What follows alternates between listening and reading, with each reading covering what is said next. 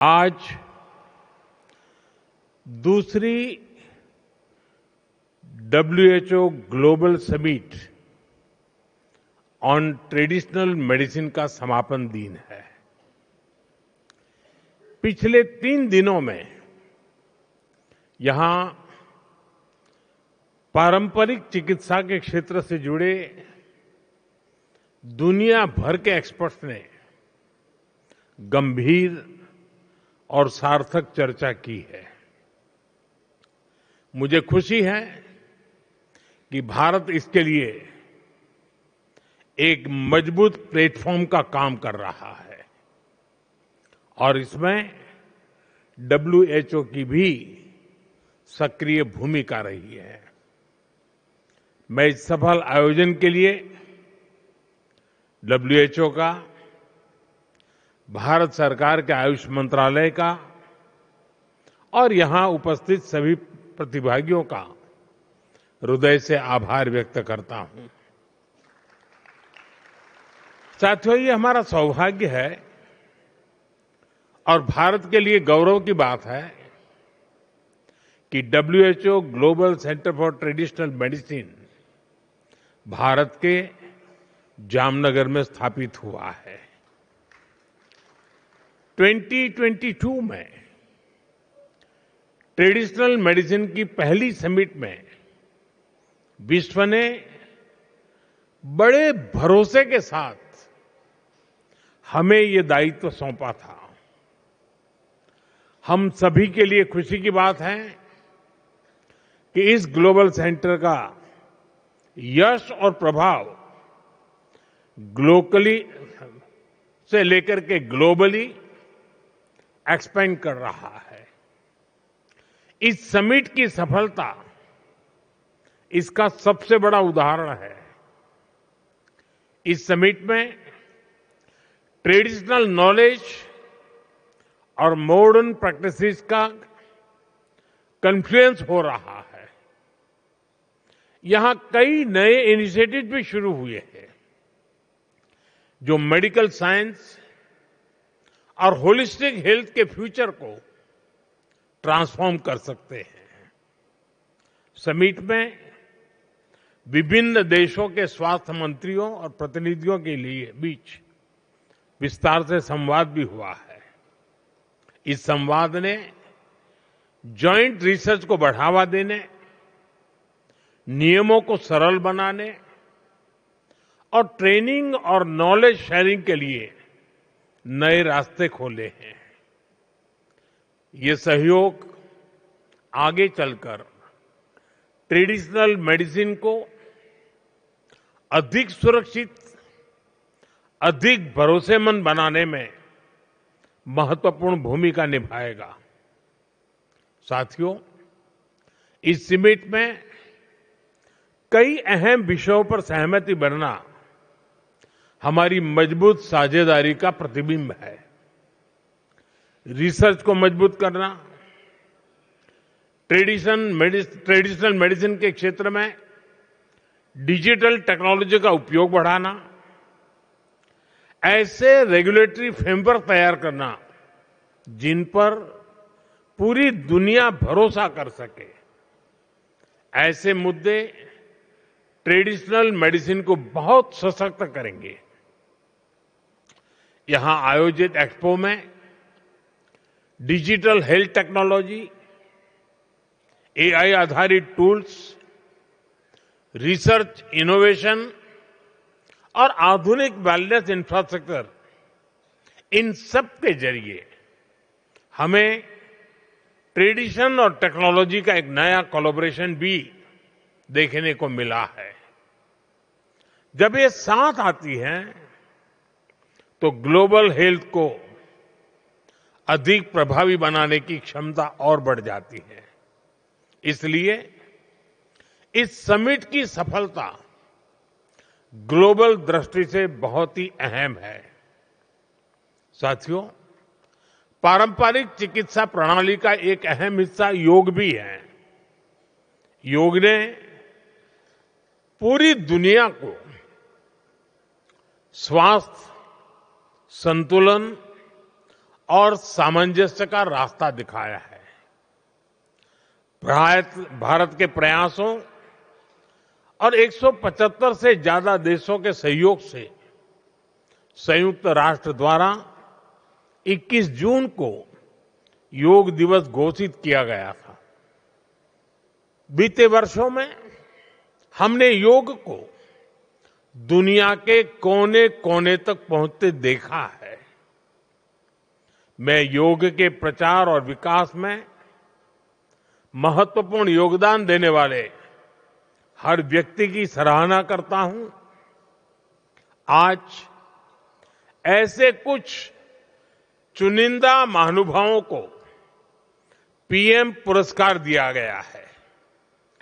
प्रतिष्ठित जूरी सदस्यों ने एक गहन चयन प्रक्रिया के माध्यम से इन पुरस्कार विजेताओं का चयन किया है। ये सभी विजेता योग के प्रति समर्पण, अनुशासन और आजीवन प्रतिबद्धता के प्रतीक है। उनका जीवन हर किसी के लिए प्रेरणा है। मैं सभी सम्मानित विजेताओं को हार्दिक बधाई देता हूं, अपनी शुभकामनाएं देता हूं। साथियों, मुझे ये जानकर भी अच्छा लगा कि इस समिट के आउटकम को स्थायी रूप देने के लिए एक महत्वपूर्ण कदम उठाए गए हैं।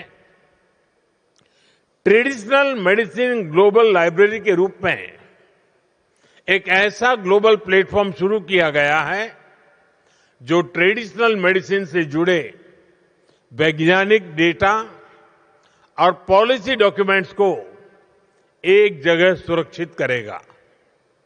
इससे उपयोगी जानकारी हर देश तक समान रूप से पहुंचने का रास्ता आसान होगा। इस लाइब्रेरी की घोषणा भारत की G20 प्रेसिडेंसी के दौरान पहली WHO ग्लोबल समिट में की गई थी। आज ये संकल्प साकार हो गया है। साथियों, यहां अलग अलग देशों के स्वास्थ्य मंत्रियों ने ग्लोबल पार्टनरशिप का एक बेहतरीन उदाहरण प्रस्तुत किया है। एक साझेदार के रूप में आपने स्टैंडर्ड्स, सेफ्टी, इन्वेस्टमेंट जैसे मुद्दों पर चर्चा की है। इस संवाद से जो दिल्ली डिक्लेरेशन इसका रास्ता बना है, वो आने वाले वर्षों के लिए एक साझा रोडमैप की तरह काम करेगा। मैं इस जॉइंट एफर्ट के लिए विभिन्न देशों के माननीय मंत्रियों की सराहना करता हूं। उनके सहयोग के लिए मैं आभार जताता हूं। साथियों, आज दिल्ली में WHO के south east Asia region office का उद्घाटन भी किया गया है। ये भारत की तरफ से एक विनम्र उपहार है। ये एक ऐसा ग्लोबल हब है जहां से रिसर्च, रेगुलेशन और कैपेसिटी बिल्डिंग को बढ़ावा मिलेगा। साथियों, भारत दुनिया भर में पार्टनरशिप ऑफ हीलिंग पर भी जोर दे रहा है। मैं आपके साथ दो महत्वपूर्ण सहयोग साझा करना चाहता हूं। पहला, हम बिम्स्टेक देशों यानी दक्षिण और दक्षिण पूर्व एशिया में हमारे पड़ोसी देशों के लिए एक सेंटर ऑफ एक्सीलेंस स्थापित कर रहे हैं। दूसरा, हमने जापान के साथ एक कोलैबोरेशन शुरू किया है। ये विज्ञान, पारंपरिक पद्धतियां और स्वास्थ्य को एक साथ जोड़ने का प्रयास है। साथियों, इस बार इस समिट की थीम है restoring balance, the science and practice of health and wellbeing. Restoring balance, ये होलिस्टिक हेल्थ का फाउंडेशन थॉट रहा है। आप सब एक्सपर्ट अच्छी तरह जानते हैं, आयुर्वेद में बैलेंस अर्थात संतुलन को स्वास्थ्य का पर्याय कहा गया है। जिसके शरीर में ये बैलेंस बना रहता है वही स्वस्थ है, वही हेल्दी है। आजकल हम देख रहे हैं डायबिटीज, हार्ट अटैक, डिप्रेशन से लेकर कैंसर तक अधिकांश बीमारियों के बैकग्राउंड में लाइफस्टाइल और इम्बैलेंसेज एक प्रमुख कारण नजर आ रहा है। Work life imbalance, diet imbalance, sleep imbalance, gut microbiome imbalance, calorie imbalance, emotional imbalance, आज कितनी ही ग्लोबल हेल्थ चैलेंजेस इन्हीं इम्बैलेंसेस से पैदा हो रहे हैं।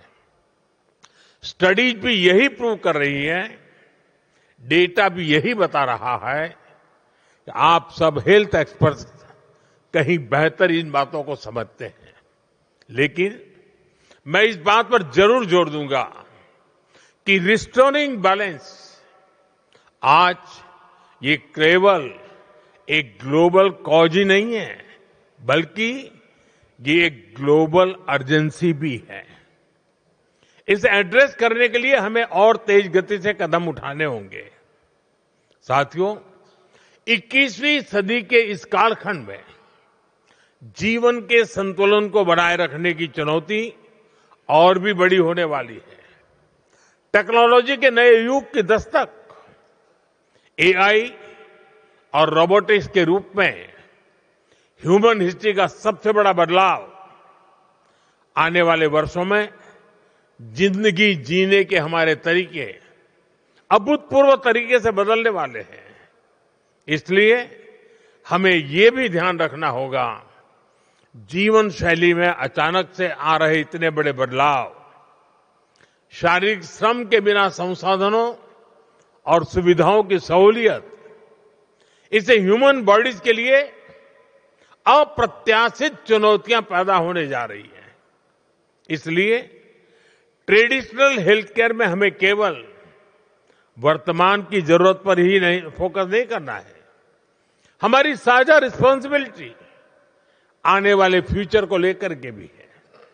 साथियों, जब पारंपरिक चिकित्सा की बात होती है तो एक सवाल स्वाभाविक रूप से सामने आता है। ये सवाल सुरक्षा और प्रमाण से जुड़ा है। भारत आज इस दिशा में भी लगातार काम कर रहा है। यहां इस समिट में आप सभी ने अश्वगंधा का उदाहरण देखा है। सदियों से इसका उपयोग हमारी पारंपरिक चिकित्सा प्रणालियों में होता रहा है।